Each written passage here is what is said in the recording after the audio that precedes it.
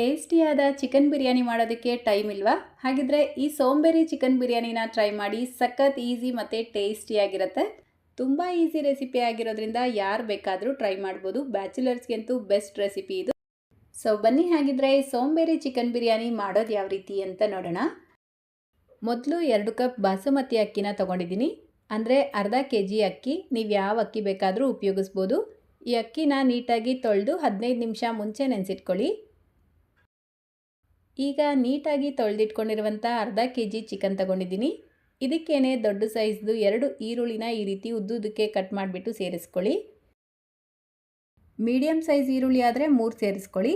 ಈಗ 1 ಹಿಡಿ ಕೊತ್ತಂಬರಿ ಸೊಪ್ಪು, 1 ಹಿಡಿ ಪುದೀನ, 3 ಮೆಣಸಿನ್ಕಾಯಿ, ಮೀಡಿಯಮ್ ಸೈಜ್ದು 2 ಟೊಮೆಟೊ, 1.5 ಟೇಬಲ್ ಸ್ಪೂನ್ ಶುಂಠಿ ಬೆಳ್ಳುಳ್ಳಿ ಪೇಸ್ಟ್, 3ರಿಂದ 4 ಟೇಬಲ್ ಸ್ಪೂನ್ ಮೊಸರು, ಅರ್ಧ ಟೇಬಲ್ ಸ್ಪೂನ್ ಅಚ್ಕಾರದ ಪುಡಿ. ಖಾರ ನಿಮ್ಮ ಟೇಸ್ಟಿಗೆ ತಕ್ಕಂತೆ ಜಾಸ್ತಿ ಅಥವಾ ಕಡಿಮೆ ಸೇರಿಸ್ಕೊಳ್ಬೋದು.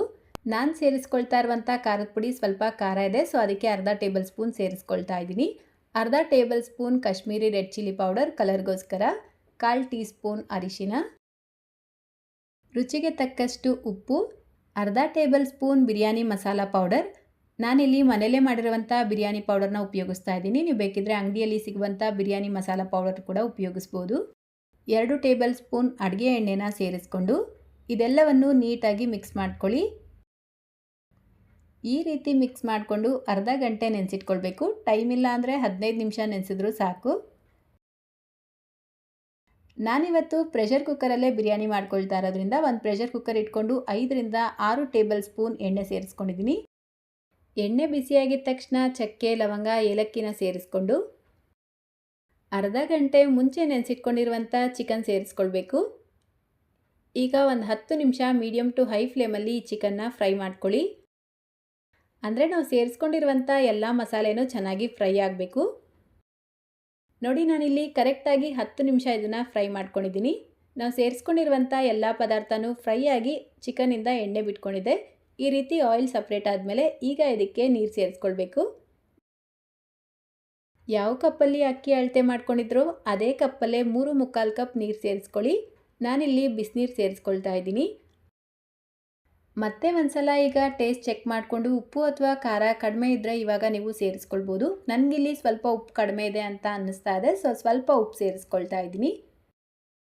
ಈ ಮಸಾಲೆ ಈ ರೀತಿ ಕುದಿಯೋಕ್ಕೆ ಸ್ಟಾರ್ಟ್ ಆಗಿದ ತಕ್ಷಣ 15 ನಿಮಿಷ ಮುಂಚೆ ನೆನೆಸಿಟ್ಕೊಂಡಿರುವಂಥ ಅಕ್ಕಿನ ಸೇರಿಸ್ಕೊಂಡು ನಿಧಾನಕ್ಕೆ ಒಂದ್ಸಲ ಮಿಕ್ಸ್ ಮಾಡಿ ಹೈ ಫ್ಲೇಮಲ್ಲೇ 3ರಿಂದ 4 ನಿಮಿಷ ಇದನ್ನು ಕುದಿಯೋದಕ್ಕೆ ಬಿಡಬೇಕು. ನೋಡಿ, 3-4 ನಿಮಿಷಕ್ಕೆ ನಾವು ಸೇರಿಸ್ಕೊಂಡಿರುವಂಥ ನೀರಿನ ಪ್ರಮಾಣ ಕಡಿಮೆ ಆಗಿರುತ್ತೆ.